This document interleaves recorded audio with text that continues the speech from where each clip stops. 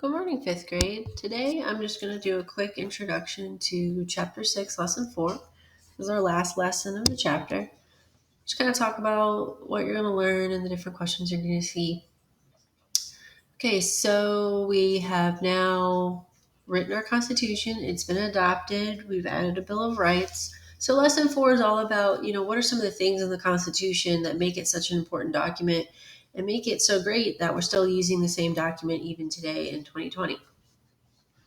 So here we have a picture of a nickel here, and it says our United States, one of our mottos, which is E pluribus unum, which is out of many one.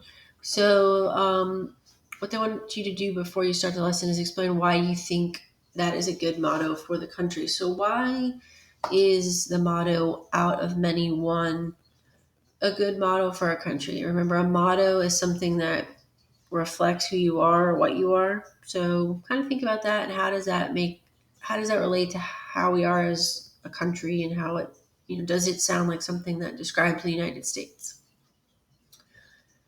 So in lesson 4, you're going to learn that the Constitution is the highest law in the land. That basically means that it's the thing that tells us what to do as a country.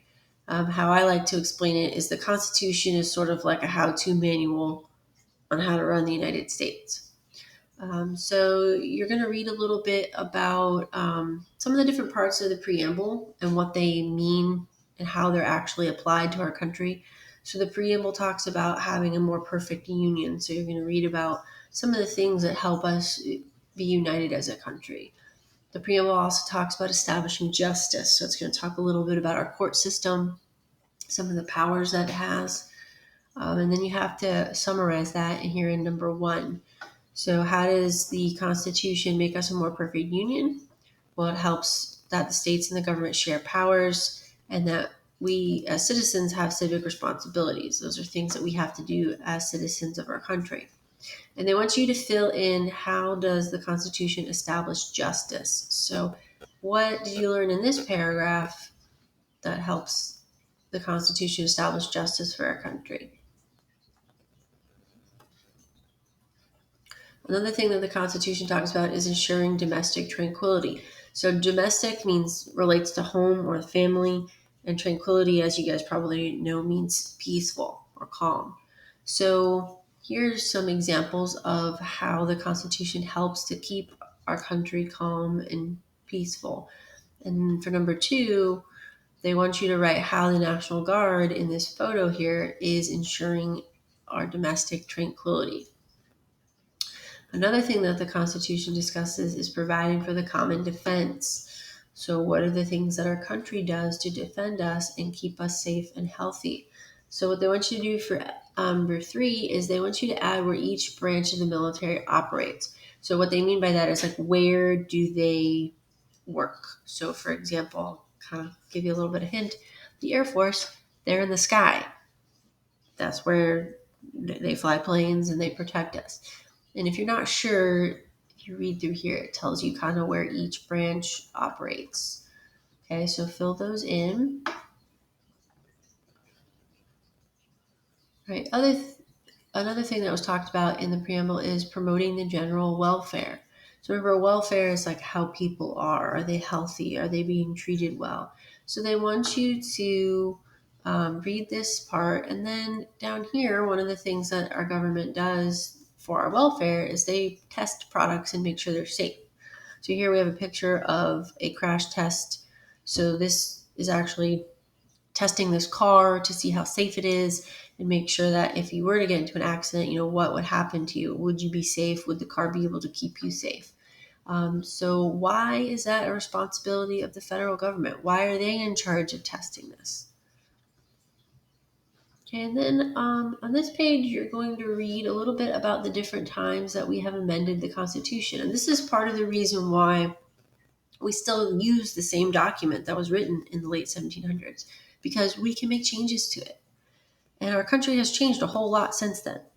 So what they want you to fill in is some different amendments that have been added to the Constitution. So which one was added in 1920? You can read about that right here. And then which one what year was the 26th Amendment added? And both of those are right here. Okay, and then here you have just a little bit more information about some of the other amendments that were added. And they're asking you to compare the 15th and the 26th Amendments. So the 15th Amendment said that the right to vote couldn't be denied because of your race. And then the 26th Amendment changed the voting age to 18. So compare and contrast means tell me how those are similar and also different. And then number 7 asks you how many present day states have to ratify an amendment for it to become part of the Constitution. That is right here in, where is it?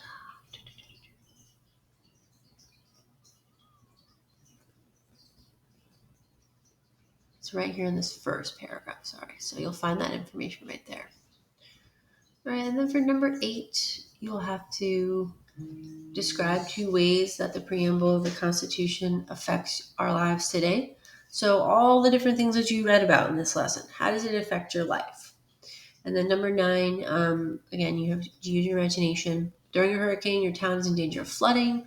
Why would the president send the National Guard to help your town? Okay, well, that is very similar to what they asked you in question number 2. So make sure you go back and look at this again. And that is everything for lesson 4. So what I want you guys to do is I want you to read these pages today and answer the questions as you read, and then take pictures when you're done and send them in. And you do not have to complete this until Tuesday. So this will be due Tuesday afternoon. If you guys have any questions, please email me. And don't forget about our Zoom meeting this afternoon at 2. I'm going to go over your quiz for Everglades Forever.